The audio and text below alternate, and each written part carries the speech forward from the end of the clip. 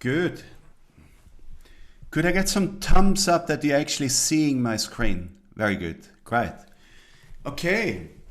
So this is really the project. So the theme of the webinar, building resilience through mindfulness, cold water exposure, and breath. And it's about my 8-day program, which will start on Sunday.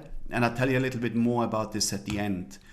Now, just to bring in advance, this is about exactly what it says, actually. It's not about sea swimming, so it's about exploring cold water in a safe and in a safe context, so there's a lot of considerations when you start swimming in the water and you're swimming out of your depth. And I'm actually not a sea swimmer. I sit in cold waters and I swim a little bit, but I wouldn't be qualified to teach you anything about winter sea swimming. That's a whole different project. And there's a lot of good information and groups, but my take is really slightly different. It's really about using your mind and using your mindset and your preparation to meet the cold water and actually stay in it in a still and calm way and witness the adaptation of the body. And that's really a very precious, it's a very precious moment that you may actually miss if you're doing lots, swimming, and so you may actually never really get this real powerful experience of our bodies adapting to intense situations. Good. So I'm gonna show some slides to you, and I'm just gonna run them by, and you're gonna get a sense then where I'm coming from. So what do we see? We see some jungle environment and some human beings. So probably very specialized plants. Sorry, I just need to mute. Specialized plants, specialized animals, and human beings. Then we look into the desert landscapes. What do we see? A very barren landscape with hardly any plants, very specialized animals, and human beings. We look into the high altitudes, and what do we see? Barren environments with specialized animals and human beings. We look into the snow landscapes, the cold landscapes on this planet. Again, specialized animals, hardly any plants, and human beings. The wetlands, again, specialized animals, specialized plants, and human beings. So really the takeaway from this, wherever you look on this planet, we see a variety of very specialized plants and animals, and we always see human beings. Almost everywhere we meet human beings. So in some ways the message from this is really we are incredibly adaptable creatures. So wherever we go over the development of humanity, we've found all those niches and managed to inhabit places that other animals can't inhabit that freely. And part of this is the tribal aspect and the way we form communities, but underneath it all is really we have very resilient bodies. So our bodies can adapt to a very broad variety of foods, a very broad variety of temperatures, a very broad variety of living environments, which is quite unique, and it's a physiological phenomenon. And again, the next image. So living in nature and sort of evolving in the wild, It's really about living and dying, about finding food to survive, about it's our physiology is basically developed and adapted to all those environments, and it's given us mechanisms that can deal with stress situations. Like this would be a very stressful situation for both animals actually. One in distress, trying to escape, and the other one in eustress, trying to catch the food for its young. And in some ways, like we've sort of evolved in those landscapes. We've been predator and prey, and our nervous systems actually, they hold all those, they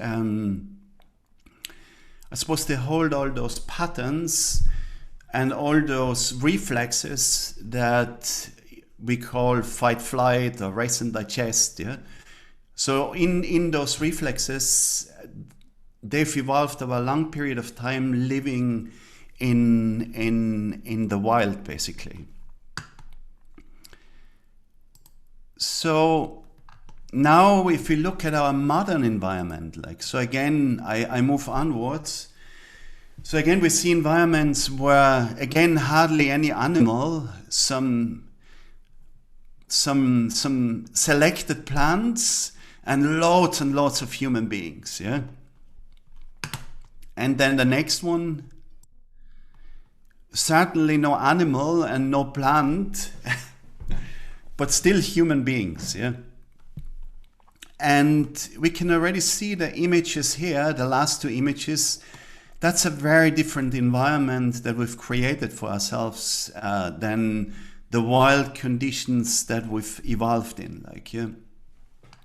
And in some ways, whilst we are living in the safest and most protected environments, our nervous system has become sort of vulnerable to become overwhelmed and sort of run those underlying stress reflexes that were designed to run away from tigers, climb up trees very quickly. Like, so we can recycle those processes, and they often sort of run in the background.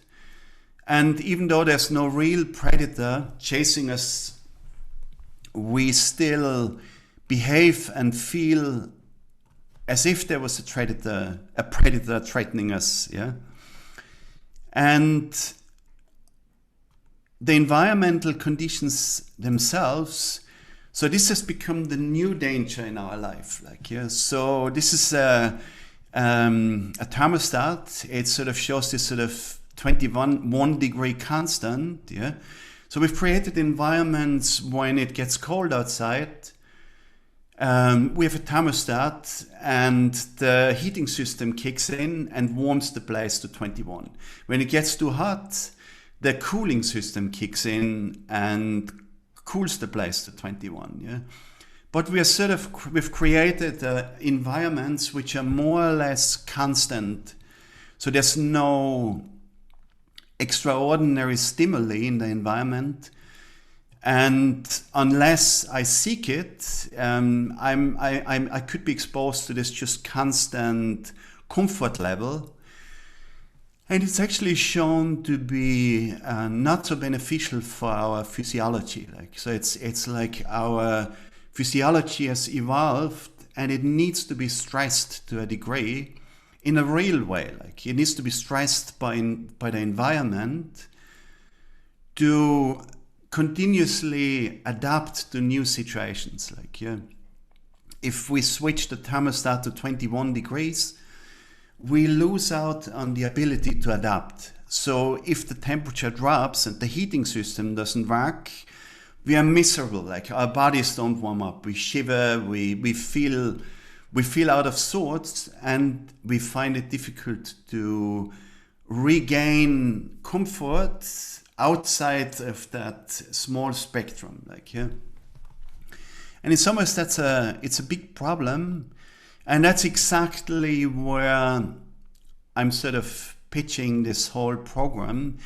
It's good to stimulate our body and stimulate our bodies and use our mind and our body to meet intense stimuli and adapt to them. It's been proven a really beneficial feature, helping our physiology to adapt better again. Yeah. Good. So, and very often it shifts us out of those abstract stresses, like, yeah. So basically what's going on there is not a wild tiger invading the space and chasing the poor man down the road. It's all those issues that we may even call, that's just our normal life, like, yeah.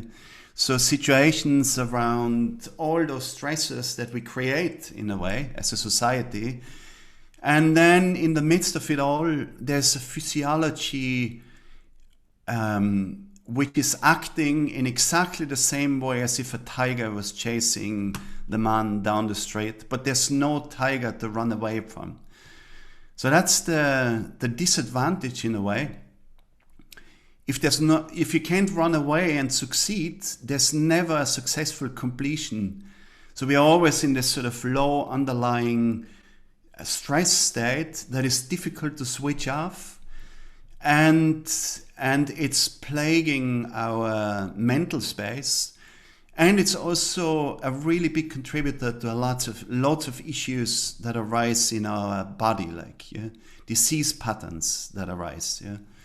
So stress in a way is always something to do with health, like, yeah, because it's like an investment system. Our physiology is either investing into rest and repair and maintenance, or it's investing into upregulating and mobilizing and running stress reflexes. Yeah, you can't do both at the same time. Yeah.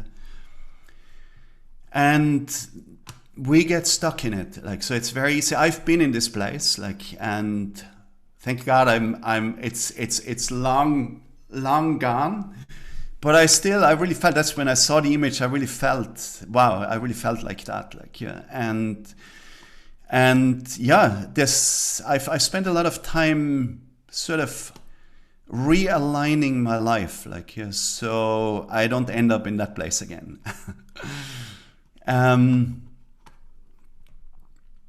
Good. So this, you don't have to read it. I'm just going to show you and explain it.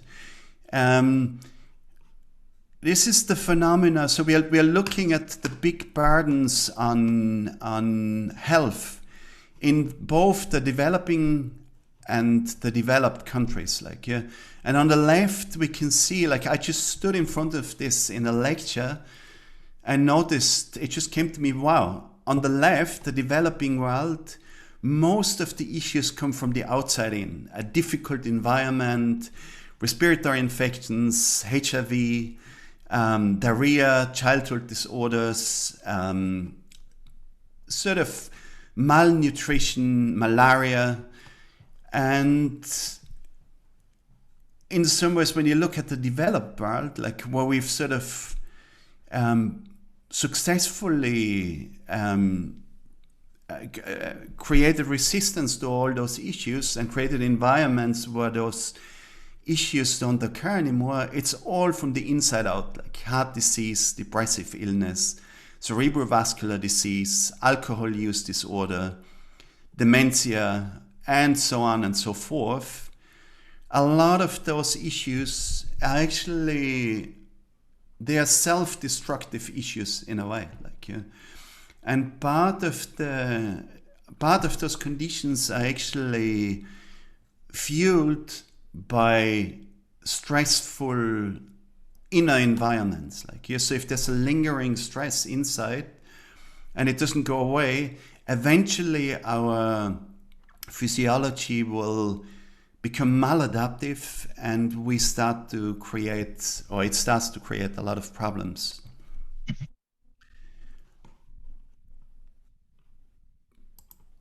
And the proposal is we can switch off stress, like, yeah.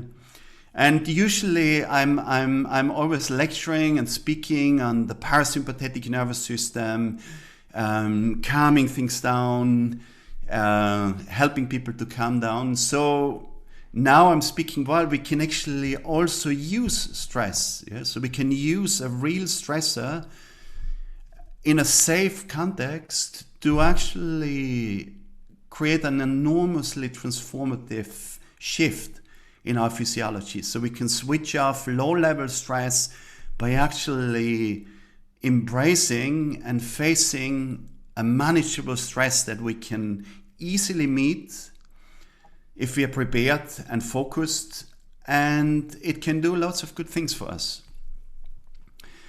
So my background a little bit, I learned a lot from my Aikido teacher, so 35 years of sincere practice of a martial art, Japanese martial art, and this is my teacher. And in some ways, Aikido is really works with this idea, like a mild stress in a safe environment helps us to build resilience. And there's a lot of practice, traditional practice, like I was introduced to, like the Misogi practice, where we seek cold water exposure, where we chant, we do all sorts of breathing rituals.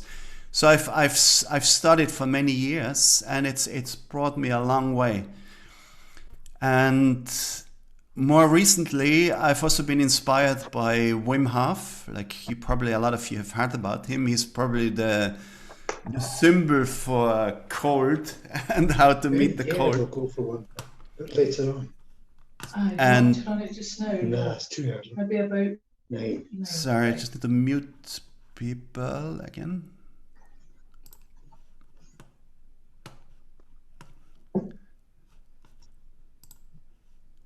Just a second.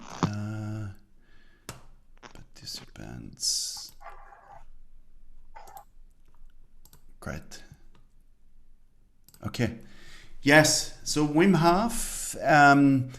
I've met him several times. I'm actually on his master's program at the moment, waiting for COVID to calm down so I can travel.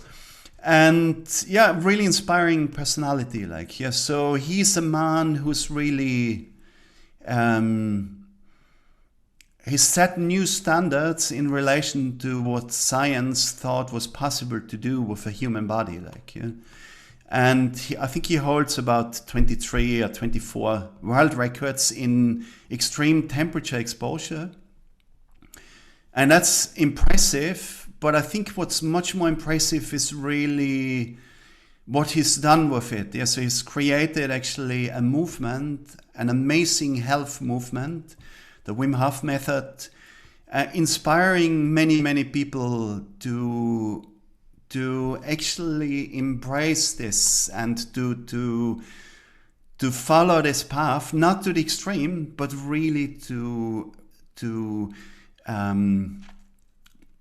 reinstate health and well-being.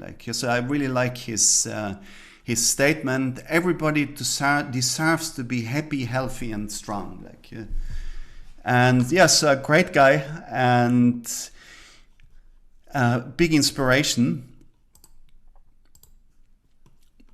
Now what I'm doing is actually slightly different. So the method that I'm proposing and the system that I'm actually also teaching and that I'm qualified in is called Soma Breath, and it's actually based on Indian pranayama techniques, a sort of a modern system which uses the breath and breathing techniques in all sorts of different contexts. So it's a very broad spectrum of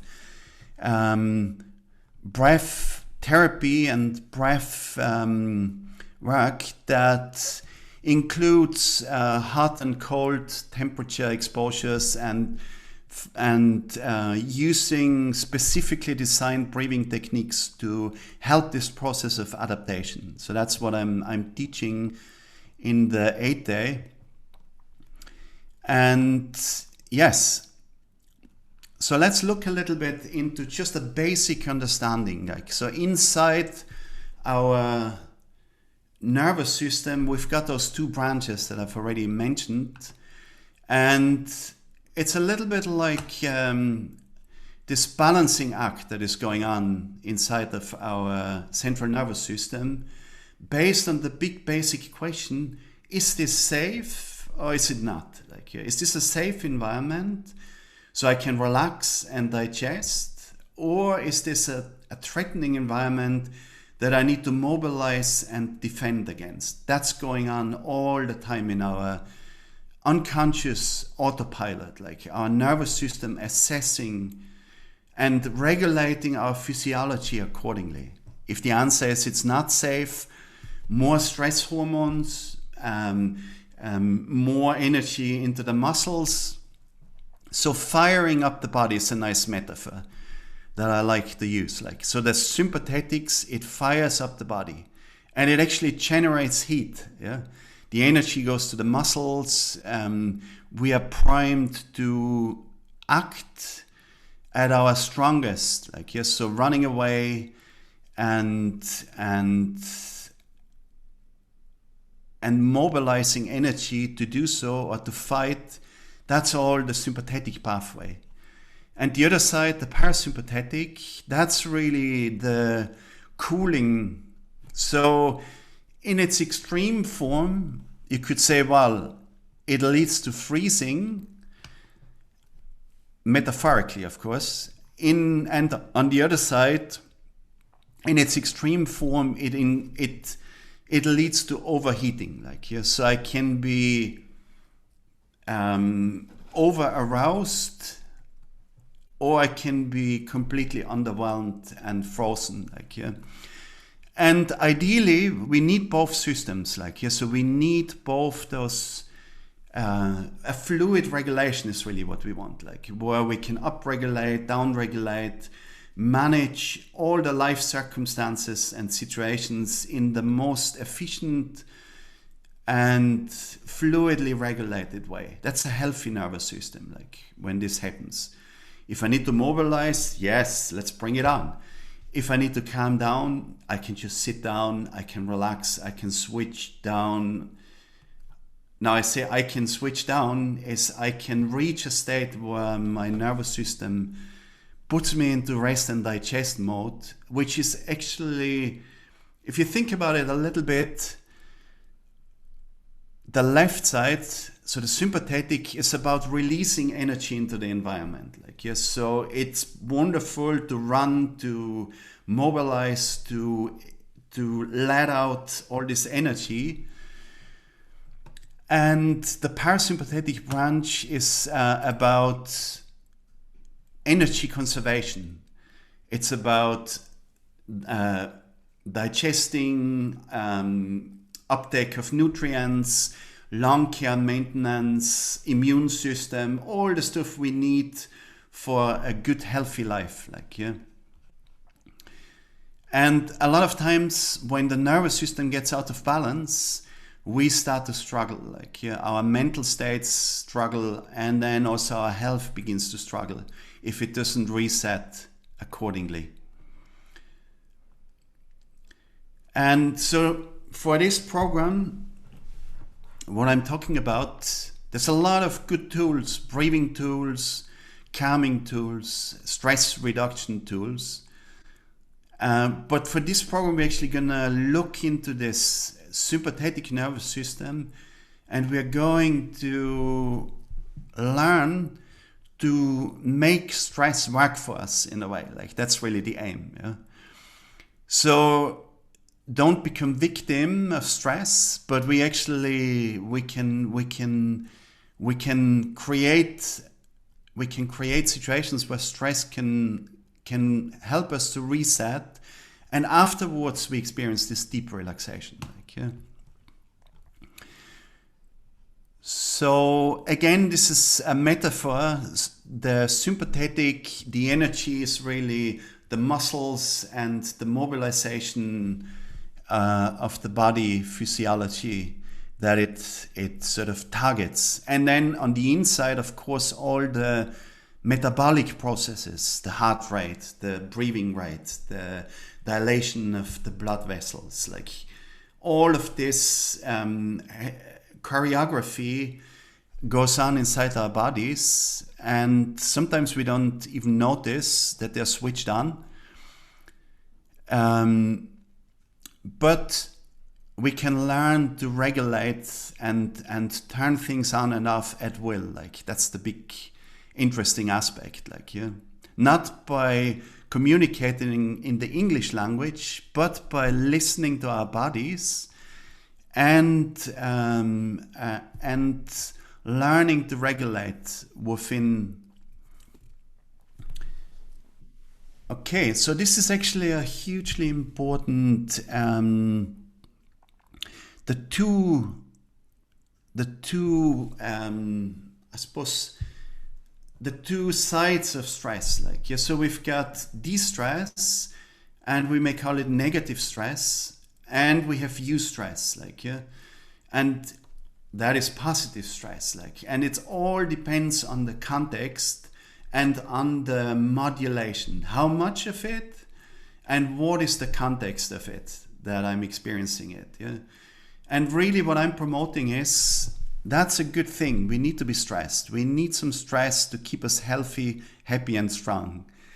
And eustress is really the type of stress that even when we are squeezed slightly, we can still smile in the midst of it. We are still able to deal with life. We are in a positive mindset. And there's a huge difference.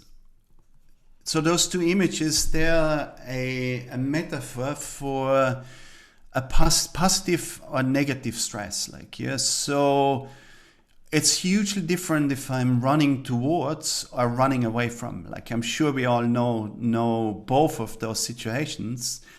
When I'm running towards my goals. I'm running towards my inspirations. I'm running towards that which promotes me in life, like, yeah. And if I'm running away, it's totally the other way. It feels different. I'm escaping from threat. There's a sense of tunnel vision. There are no goals other than to escape the situation. And it's a narrow-minded and overwhelming being state in a way, like, yeah.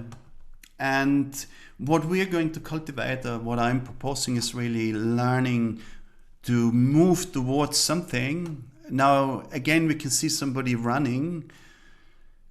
Running is a stressful experience, like, yeah. Running is stressful on the body. We are initiating stress. Now, again, if we direct this stress and run towards our goals, we thrive, yeah. But here, the same stress in a negative context, it over a long period of time, it wears down our physiology. It's unhealthy.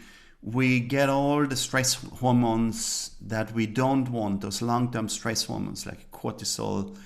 We don't want them circulating in our inner landscape all the time. Like, they're great in short spikes. They are very bad if they don't stop. Like, you just think about a cortisol cream.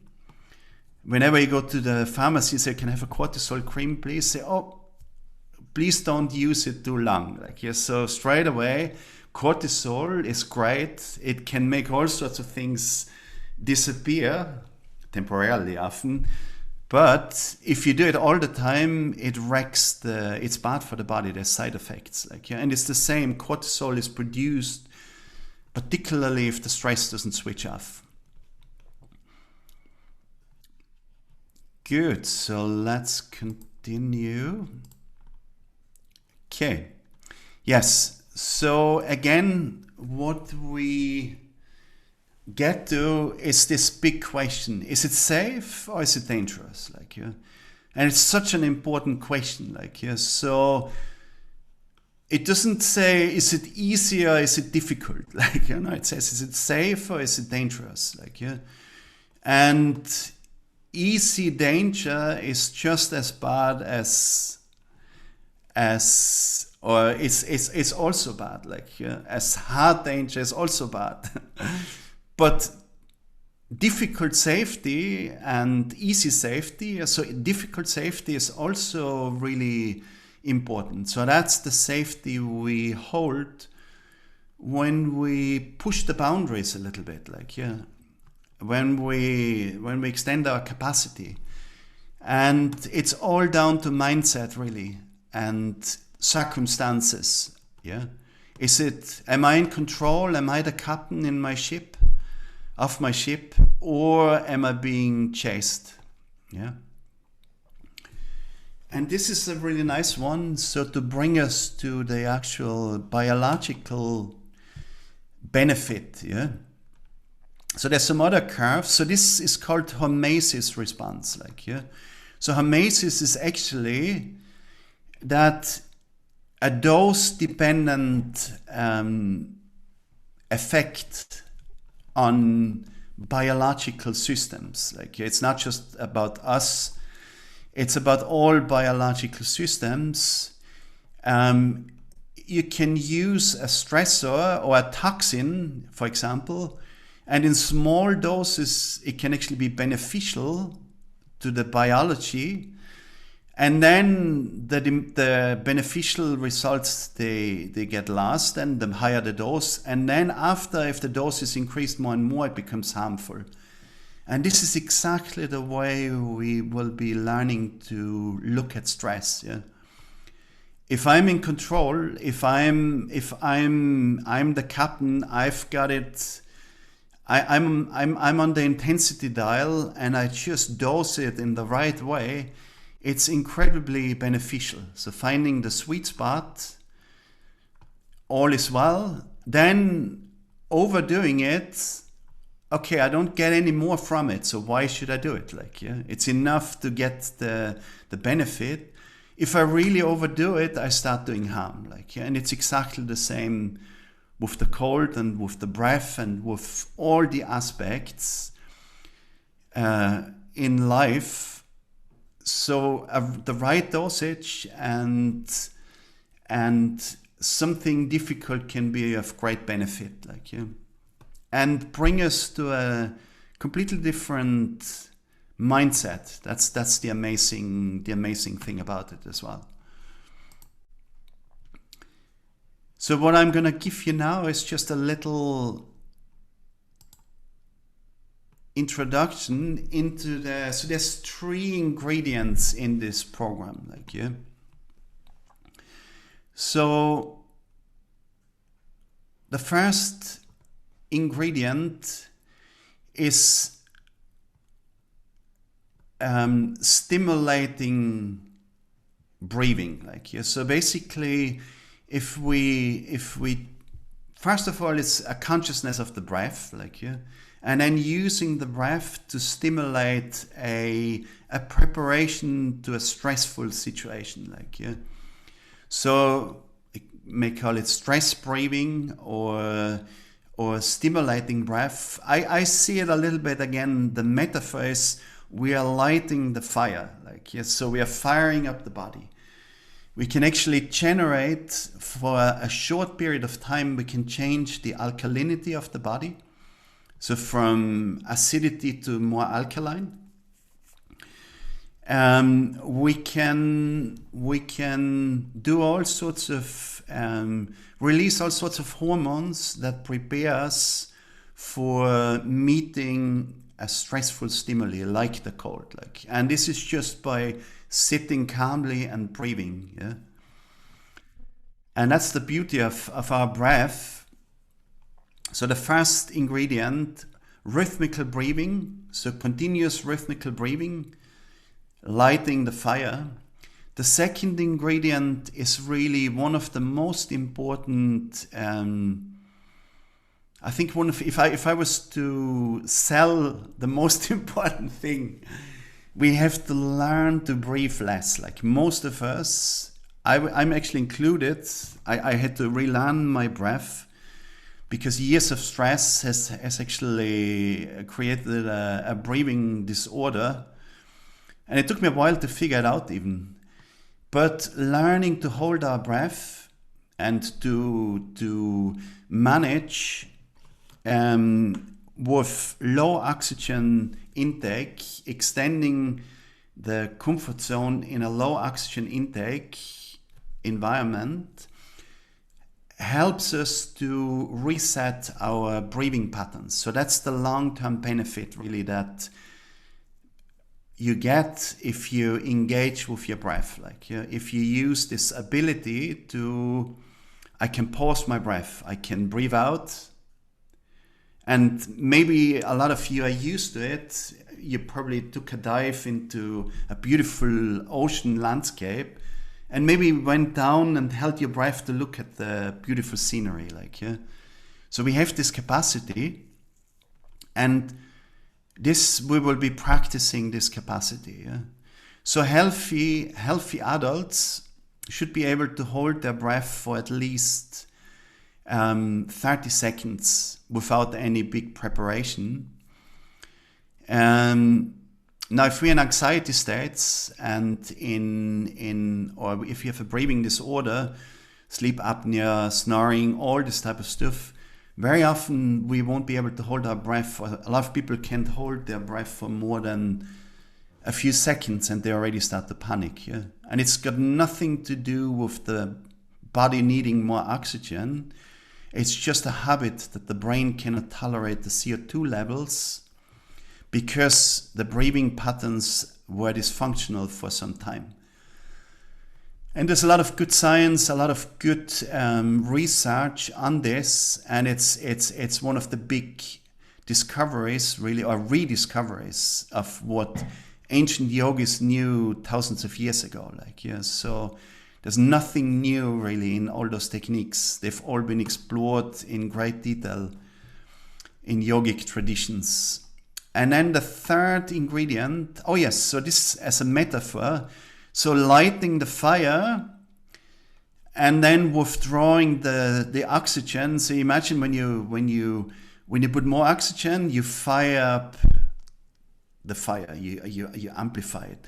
When you withdraw oxygen, you calm it down, so the fire goes down, And this sort of shift and this holding, rhythmical breathing and holding really resets a lot of things in our physiology and in our mind as well.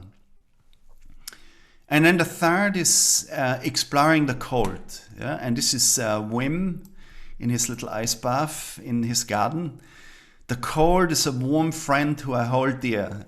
And yes, so that's the third element, learning to explore the cold in a safe way. Now, this is not immediately running down and jumping into the sea if you've never done it. This is starting with small doses, starting with a cold shower, turning the dial from lukewarm or warm down to cold, and increasing the dose gradually over the days, and also getting some really good breath tools to prepare for this. And then one of the possibilities is then to also explore this in a cold water body. So going to join a group of sea swimmers or cold water people and try it out, or have an ice bath in your bathtub. So there's a lot of possibilities. And again, in the previous program, I got an amazing amount of great feedback from people. Love it. There's something that happens when we start to explore it, and very often it's a surprise in, wow, I hated it, and now I think, gosh, this is amazing. There's something in this when we feel the body calmly adapt in the midst of an environment that you instinctually want to scream and run away from initially. That's a big thing. That's really big. It's such a precious moment. I love it over and over again, witnessing this power of our physiology. Good. So I'll talk a little bit, a few of the benefits. Rhythmical breathing actually can shift us from negative mindsets into positive mindsets. Like every flow state that we experience has something to do with our breath. Yeah. If we're in a flow state, whether you're dancing, whether you're running, whether you're walking, you're breathing in a very consistent rhythmical way. Your breath does not disturb your state. Yeah. And we can use the breath to actually initiate and start to get into a state like that. Yeah. And shift from wherever we are into a state of flow. So this is rhythmical breathing. Yeah? If we breathe, then it's called controlled ventilation. You can look at it, or it's been well researched. You can shift your heart variability curve actually goes from this fragmented zigzag pattern into this beautiful sine wave, like which basically shows you, wow, there's flow. But you don't need to see it on the screen because we feel it in our bodies. Yeah. It's about efficiency. It's about just being in the state that promotes that just optimal distribution of resources. And it's a wonderful state to be in. We should be in it a lot more often. And then this is intermittent hypoxia is really breath retention. So breath holding and learning to extend the capacity to hold our breath is, there's a lot of benefits, physiological benefits, and there's just a few of them listed. There's a much bigger list, but it increases the oxygen carrying capacity in our blood. Like, so we develop more red blood cells, like with more capacity to bring oxygen around the body. It increases the brain blood flow, like, yeah. So by holding the breath, we actually release a lot of the oxygen we've stored in our blood into the tissue cells, into the brain, into everywhere in our body that needs the oxygen. Yeah. So that's really the big, it's called the oxygen paradox. Yeah. That by building CO2 levels, you actually get more oxygen released from your blood into your cells. Like, yeah. And you benefit mentally, you benefit physiologically. It enhances your ability. It enhances the innate immune function. So it helps the immune system. It provides a net anti-inflammatory effect. So again, long-term stress, really the physiological manifestation is really inflammatory conditions in our body. Continuous inflammation at different levels eventually kills us. Like it promotes disease in the body. Like, yeah. So turning off and resetting the immune system is one of the powerful pressures you get from it. It lowers blood glucose, yeah. So, and increases insulin sensitivity. So it's good, again, high blood sugar levels and insulin deficiency. Again, a big, huge pandemic in our culture. And again, promoting inflammatory conditions in the body, like, yeah, that we want to switch off, like, yeah. And it improves resilience, like, yes. So there's this amazing research now around adaptation that seems to show that basically by learning to meet one stressor, so learning to meet the cold or learning to meet the breath retentions and the breath in a way, can give you all sorts of other adaptive benefits. Like, yeah, so people who can hold their breath longer also adapt easier to hot environments, or people who learn to adapt to cold also adapt to heat. Yeah, so there's this cross adaptive benefit that you get, and also adapting to other stresses in life. Like, yeah, so basically I would propose that by embracing this real stressful stimuli, we become more open and more willing and more able to embrace any stress meeting us. And that's a huge benefit, really. It's a different life that we start to create. Cool. So the third ingredient, so about the cold, is really, in a way, it's helping us to gain access to a very important network in our body that we are, as culturally, we are deprived very often. We're head beings, we think our way through the world. So this is the interoceptive network, is really the neurology that helps us to feel our way into the world, feel our bodies. I can feel my heart beating. I can feel subtle sensations in my body that we maybe frame as I feel energy moving in my body. But really it's about subtle background sensations like peristalsis, feeling our digestion, feeling subtle changes in our physiology, and learning to be attentive to those signals from the body. Helps us to become much more attuned to what we really need, what our body wants to tell us. And very often we don't hear it at all until it starts to scream, and usually the message, the screaming message from our bodies is usually pain, especially maladaptive, chronic pain. It's really a body screaming. It's got nothing to do with the needs of the physiology, or not even with a damaged body. It's about a brain being out of sync.